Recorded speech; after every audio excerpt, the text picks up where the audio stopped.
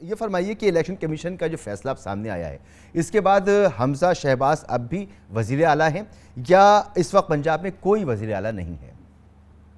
اب بھی ہیں اور جب تک دیکھیے وزیر اعلیٰ کو ہٹانے کے لیے آئین میں دو طریقے ہوتے ہیں.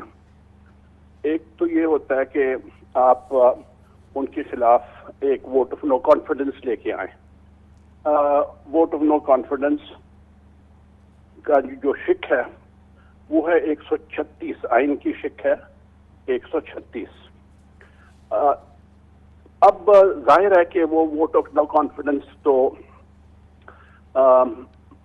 پرویز الہی صاحب یا پی ٹی آئی نہیں لائے گی اس وجہ سے کہ ووٹ آف نو کانفیڈنس کی منظوری کے لیے جو اسمبلی کی ٹوٹل ممبرشپ ہے جو کہ 371 ہے اس میں سے آپ کو اس کی اکثریت لینی پڑتی ہے. یعنی کہ 186 ووٹ اگر آپ کے پاس ہیں تو پھر آپ کا جو ووٹ آف نو کانفیڈنس ہے وہ کامیاب ہو جاتا ہے.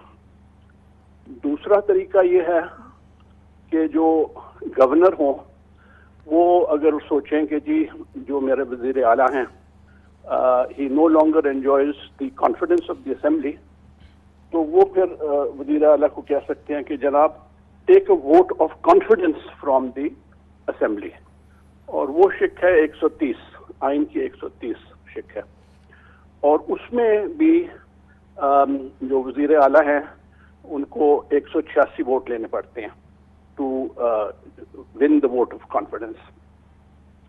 مگر اس وقت گورنر ہے ہی نہیں تو جو دو طریقے دیے گئے ہیں آئین میں وہ لگتا ہے کہ neither through vote of confidence nor through vote of confidence ہو نہیں سکتا کیونکہ گورنر نہیں ہے کہنے کے لیے کہ جی آپ ووٹ لیں.